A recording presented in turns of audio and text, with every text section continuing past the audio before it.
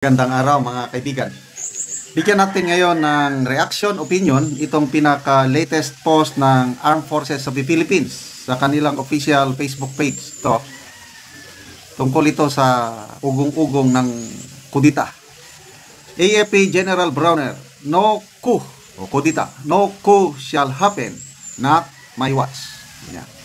Armed Forces of the Philippines Chief of Staff General Romeo S. Browner has reaffirmed the military's unwavering commitment to the Constitution and the chain of command, firmly stating that there will be no coup d'etat under his leadership.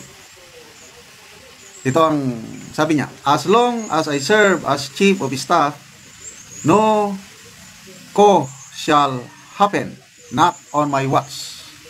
We will not be shaken by rumor nor outmaneuvered by noise, said General Browner in response to the resurfacing of unfounded claims suggesting internal unrest within the AFP. The AFP Chief of Staff likewise underscored the military's professionalism and its ongoing pursuit of reform, accountability, and internal discipline. Ito, dagdag nga pahayag ng Chief of Staff. Sabi niya, let me reassure our countrymen that the AFP remains strong, professional, and firmly loyal to the chain of command. We are a disciplined institution grounded in respect for the Constitution, civilian authority, and the rule of law. I have full confidence in the integrity, patriotism, and professionalism of the men and women of the military. Isolated grievances do not define the AFP. Our collective commitment to service does.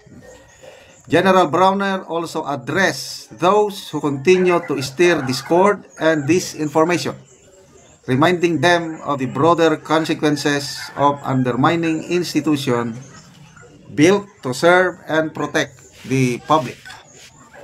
To those, ito, dagdag statement ng Chief of Staff. To those who persist in creating instability, I offer this not as a rebuke, but as a reminder.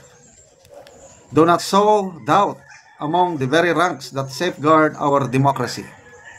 Do not attempt to influence or mislead soldiers who serve quietly, honorably, and with steadfast loyalty to our Constitution and our country. Frustration is not a license to target your protectors. Attacking the armed forces with baseless narratives only threatens to weaken an institution that exists to defend us all. He further called for discernment when approaching sensitive topics concerning public institutions and national security, urging citizens to differentiate genuine concern from baseless speculations. Let us not be adversaries in the same nation we all claim to love. Let us be better stewards of our words, platforms, and influence. Because patriotism is not measured by how loudly we speak, but by how wisely we choose unity over division and nation building over disruption.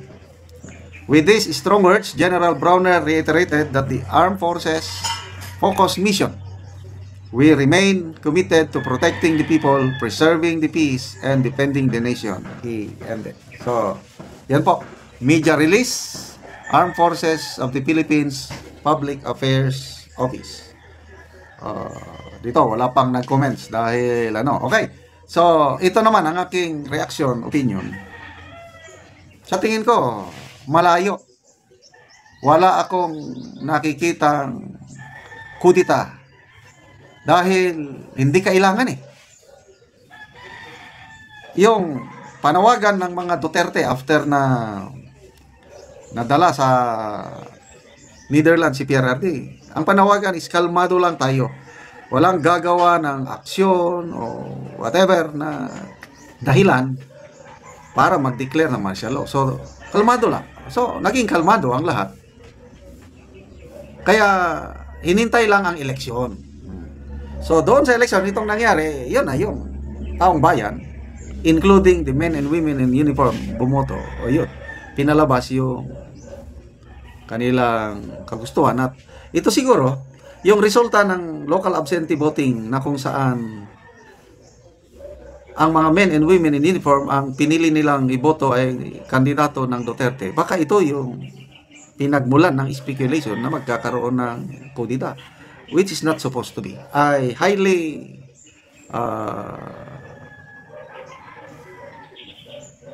discourage ang kudita. Naranasan ko na po kasi sumama ng kudita noong December of 1989, yung pinakamadugong kudita panahon ng Cory administration. It will not have the AFP, the soldiers have learned their lessons. Kaya malayo.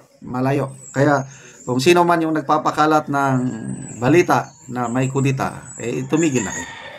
Yung mga sundalo na bumoto, in-exercise lang nila yung karapatan nila na bumoto. At dahil pinili nila ang opposition candidates, walang nanalo sa alyansa, that's just part of democratic process. Kaya hindi ibig sabihin na ang mga sundalo magkukudita na.